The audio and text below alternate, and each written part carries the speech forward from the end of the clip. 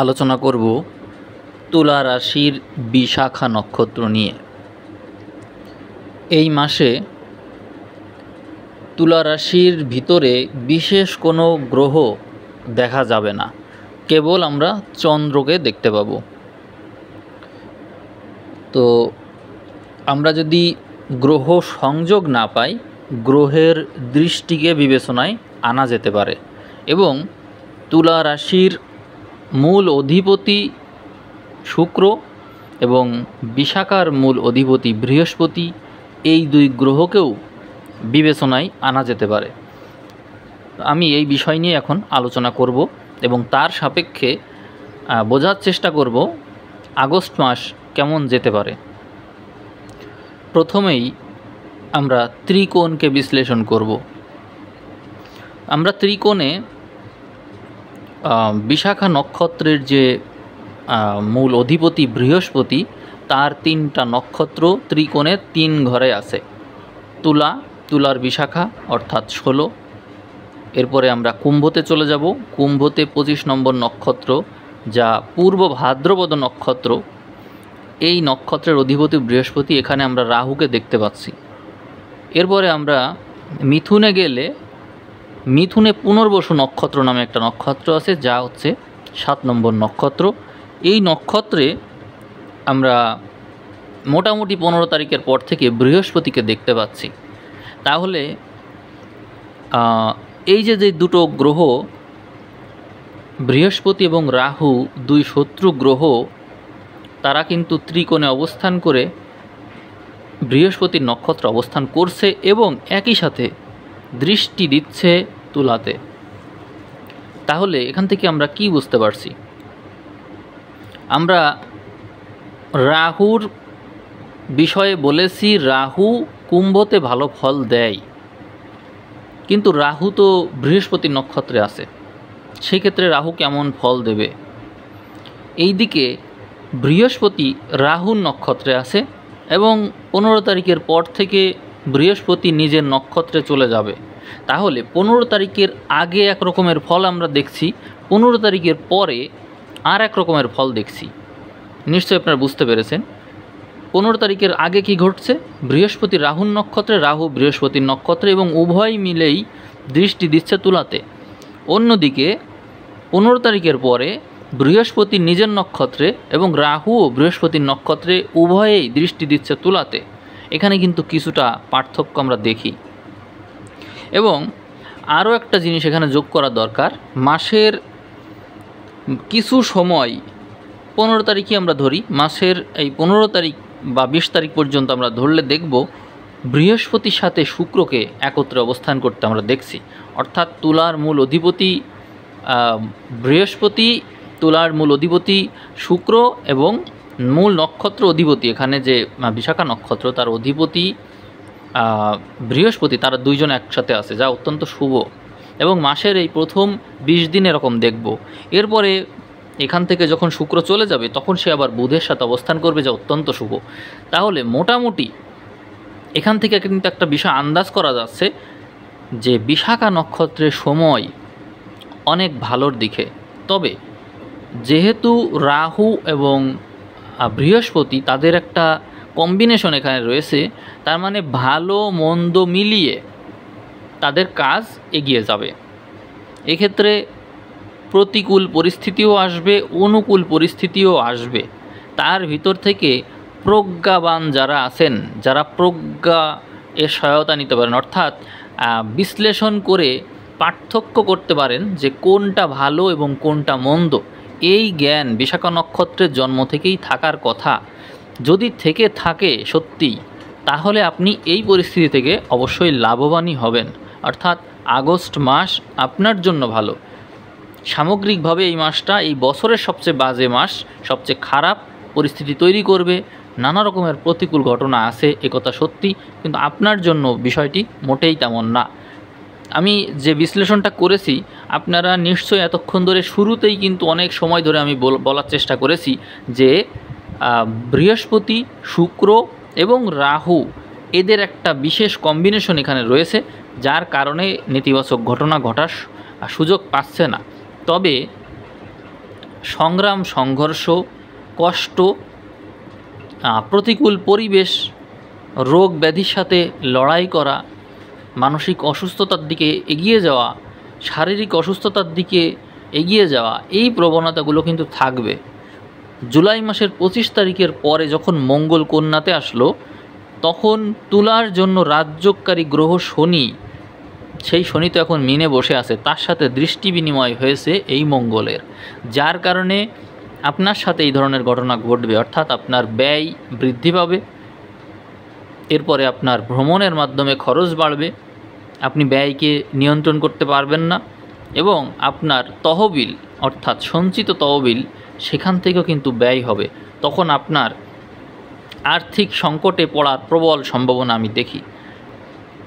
এছাড়াও সংগ্রাম, সংঘর্ষের ঘরে শনির অবস্থান শত্রুকে নাশ করবে এ কথা ঠিক, কিন্তু আপনার পরিশ্রমের মাত্রা অন্তত 3 গুণ বাড়বে। পরিশ্রমের মাত্রা বৃদ্ধির কারণে আপনার শরীর যাতে অসুস্থ না হয়ে পড়ে, সেই জন্য পরিমিত পরিমাণে বিশ্রাম অবশ্যই নেবেন, না হলে কিন্তু রোগ ব্যাধি হওয়ার প্রবল সম্ভাবনা দেখা যায়, বিশেষ করে জ্বর। কারণ শনি এবং মঙ্গল দৃষ্টি বিনিময়ে থাকবে। মাসের 15 তারিখের পর থেকে আর একটা সমস্যা প্রবল হবে, সেই বিষয়টা হচ্ছে রবির কেতুর সাথে অবস্থান এবং রাহুর বিপরীত অবস্থান। এ সময় রাহুর বলবত্তা বৃদ্ধি পাবে। যদিও তুলা সাপেক্ষে রাহু অত্যন্ত শক্তিশালী একটা গ্রহ, বলদানকারী গ্রহ, কিন্তু যেহেতু বিশাখা নক্ষত্র, এই জন্য রাহু এখানে অতটা শুভফল দিতে পারবে না। এই ক্ষেত্রে আপনার সাথে যেটি ঘটতে পারে, আপনি এমন কোনো কথা বলে ফেলতে পারেন যে কথা আপনার বলা উচিতই না, বলে নিয়ে পরবর্তীতে সেইটাই একটা সমস্যা তৈরি হলো। অর্থাৎ চুপচাপ থাকার চেষ্টা করা, তারপরে নিজেকে প্রচার না করা।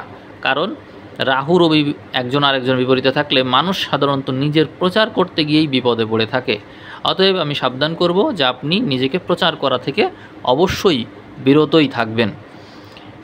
রবির সাথে কেতুর অবস্থান আপনার আত্মার সৌন্দর্য বৃদ্ধির জন্য কাজ করবে।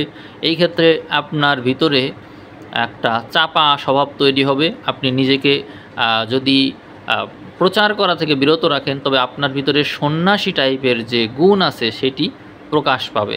সেক্ষেত্রে আপনি সংযমের পরিচয় দেবেন।